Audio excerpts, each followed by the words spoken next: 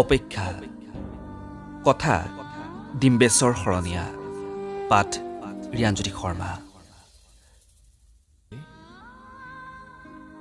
এই যে তোমাৰ হেজাৰ উপেক্ষায়ো তোমালৈ অপেক্ষা কৰাৰ পৰা মোক বিচলিত কৰিব নোৱাৰে, তাক তুমি কি বুলি কবা? পাগলামি নে অপৰাধী?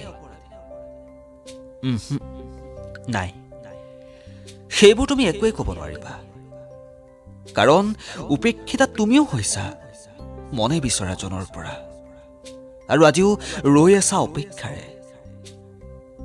বাকী কথাবোৰ অজুহাত মাথো, কথাবোৰ পঢ়ি চকুলো টুকিছা। থেত চালা, আকৰি নেপায় নহয় এনেকুৱাখন কৰিবলৈ। বাৰু বাদ দিয়া সেইবোৰ কথা।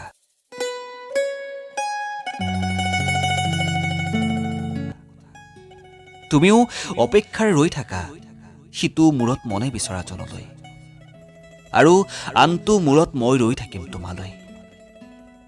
সময় এৰি যাব, বতাহে অতীত কাহিনী শুনাব দিয়া। নৈখনে সুতি সলাব দিয়া। তথাপি জানো তোমাৰ আৰু মোৰ কথাবোৰ গুণ গুণ গান হৈ হৃদয়ত বাজি নাথাকিব। ধন্যবাদ।